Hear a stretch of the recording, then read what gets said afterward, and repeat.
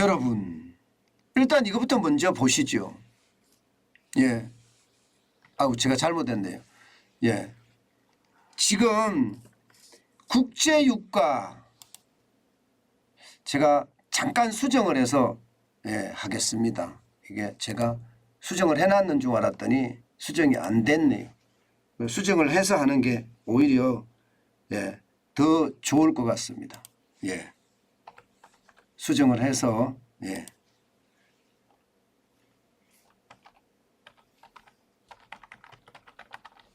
잠깐만 기다려 주세요.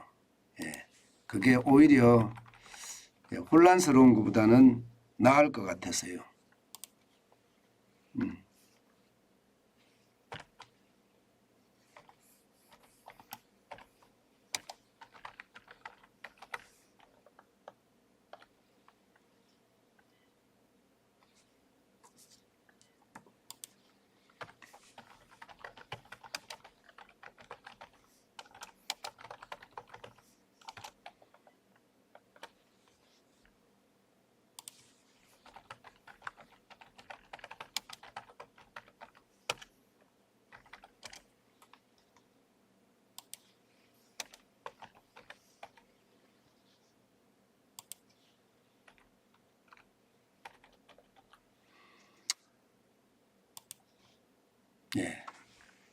준비가 됐습니다.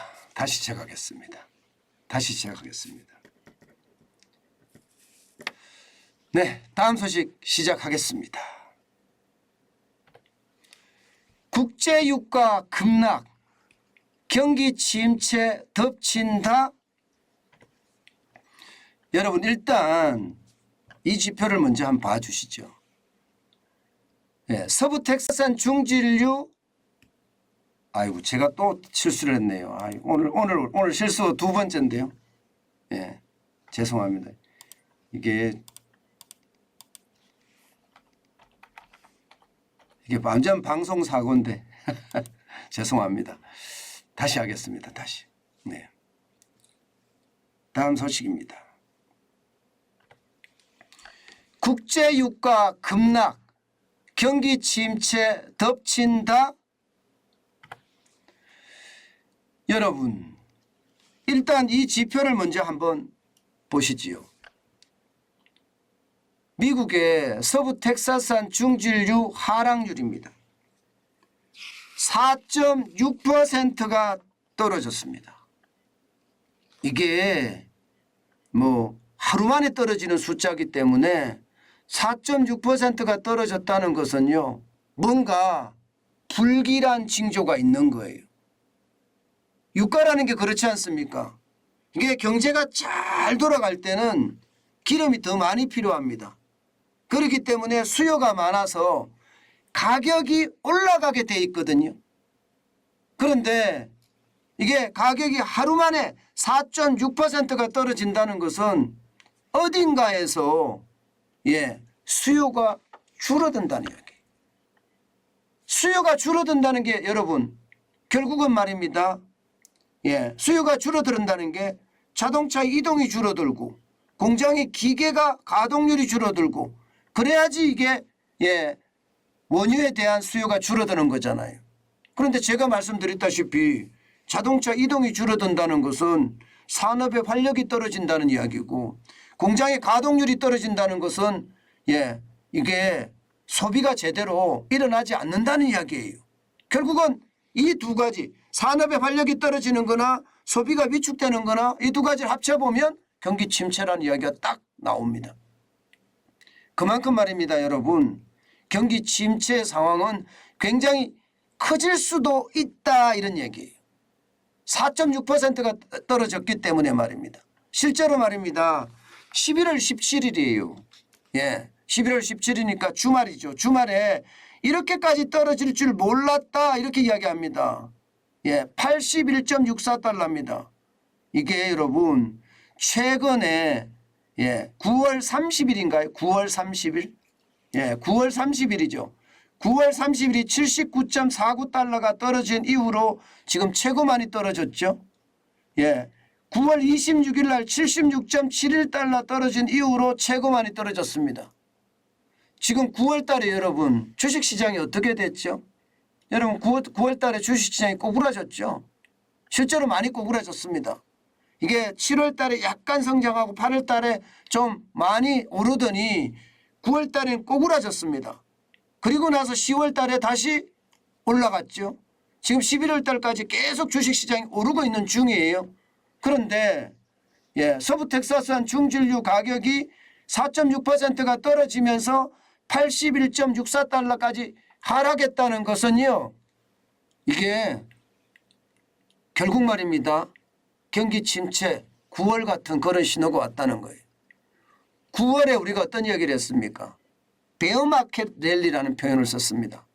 베어마켓 랠리라는 게 무슨 뜻인가요? 약세장에서 반짝 뛴다 이런 이야기죠. 뭐 전문용어로 사용하면 뭐 데드캣 바운스라고도 이야기하는 그만큼 말입니다. 고양이가 죽기 전에 한번 발작 뛰는 것 같은 그런 느낌? 지금 유가가 떨어지는 걸 보고 모두가 지금 그렇게 생각을 합니다. 이게 이번에 침체가 만약에 오면 이제는요 본격적인 침체에 들어갈 수도 있다는 그런 전망까지 나옵니다. 물론 아직까지 변수는 있습니다. 그러면 여기에 징조들이 뭐가 나타나느냐? 딱 이거를 보면 여러분 바로 나타날 수 있을 거예요. 중국입니다. 중국의 코로나19 신규 확진자에 대한 지표를 나타내는 도표입니다. 지난 3월부터 시작해서 6월 사이에 난리가 났었죠. 거의 뭐 3만 명 가까이 신규 확진자가 드러나면서 난리를 쳤습니다. 그러면서 어떻게 됐어요? 상하이 중국의 2대 도시죠. 봉쇄해버렸습니다. 그래서 경제가 어떻게 됐죠? 완전히 꼬꾸라졌어요. 지금 현재 중국이 신규 확진자가 굉장히 많이 늘어나요. 지금 18일 현재 23,903명이에요. 23,903명. 야, 이게 굉장히 빨리 늘어납니다. 지난 16일만 하더라도 23,132명이었거든요. 이게 이제 3,900까지 올라갔으니까 뭐 이틀 사이에 확진자가 계속 늘어나고 있는 건 맞습니다. 만약에 이렇게 됐을 때 중국이 또 도시 봉쇄를 하지 않을까요? 물론 지금까지 분위기는요. 더 이상 도시 봉쇄령까지는 안 갈 거다. 뭐 그렇게 이야기는 해요. 왜냐하면 중국의 경제가 꼬꾸라지는 것을 보면서 시진핑 주석이 말입니다. 이 방역을 완화하는 모양새를 지금 취하고 있거든요. 중국의 밀접 접촉자하고 접촉을 했을 때 격리기간을 10일에서 8일로 줄였잖아요. 뭔가 방역을 좀 더 완화하는 방향으로 지금 잡고 있었는데 그렇게 계속 갈란지 아니면 또다시 도시 방역을 할란지 도시 봉쇄를 할란지 아직까지 정확한 내용은 나오지 않지만 분명한 것은요. 지금처럼 늘어나면 어떤 시기든 방역을 강화할 수밖에 없고 방역을 강화하면 강화할수록 이게 원유에 대한 수요량이 떨어집니다. 왜? 공장 가동률이 떨어지고 자동차 이 운행이 떨어지고 그러면 소비가 위축이 된다는 뜻이니까요. 중국이 최대 생산국이기도 하지만 최대 소비국이기도 해요. 그렇기 때문에 시장에 대한 불안은 지금 굉장히 커진다 이렇게 이야기할 수가 있고요. 게다가 지금 미국에서도 불안한 징조가 나타나고 있습니다. 여러분 알다시피 제임스 블러드 세인트루이스 연방은행 총재입니다. 기준금리 5에서 7%까지 올려야 한다. 이런 이야기 계속 공공연하게 하잖아요. 아주 강한 매파 발언을 지금 쏟아내고 있습니다. 지금 미국의 기준금리는 4%입니다. 그런데 5%면 1%포인트를 더 올린다는 거고요. 7%면 무려 말입니다. 3%포인트를 더 올린다는 이야기예요. 그러니 시장은요. 바싹 얼어붙을 수밖에 없습니다. 바싹 얼어붙을 수밖에. 야, 이거 큰일 났구나. 이제 피벗이 나오느냐. 다시 말해서 통화정책의 어떤 선회가 나오느냐. 이렇게 뭐 통화 정책에 변화가 나오느냐 이렇게 생각을 했다가 시장은요 이 한마디에 벌써 걸어들었습니다. 게다가 이 말에 신뢰할 수 있는 그런 지표들도 나와요. 기준금리를 계속 올려서 물가를 잡아야 된다 하는 그런 지표들 말입니다. 여러분 알다시피 소매 판매 지수가 10월에 1.3%까지 올라갔어요. 이게 말입니다. 금리를 올렸는데도 미국인들의 소비는 계속 일어나고 있다는 거예요. 소비에 영향을 받지 않는다는 겁니다. 1.3%면 결코 낮은 숫자가 아닙니다. 예, 굉장히 높은 숫자예요. 예, 그러니 이게 뭐 금리 올려도 별반 문제가 없네. 그러면 소비자 물가가 지금 7.7%잖아요. 세븐 사인이라고 이야기할 정도로 내려왔는데 이거 빨리 내리자 이거예요. 더 내리자. 지금 내릴 기회다. 예, 그렇게 이야기하면서 제임스 블러드 세인트 루이스 연방은행 총재도 이야기하고 있고요. 심지어 말입니다. 신규 실업 청구 수당도 전주보다 줄어들었습니다. 11월 6일에서 12일 사이에 전주보다 한 4천 건이 줄어들었습니다. 22만 2천 건으로 확 줄어들었어요.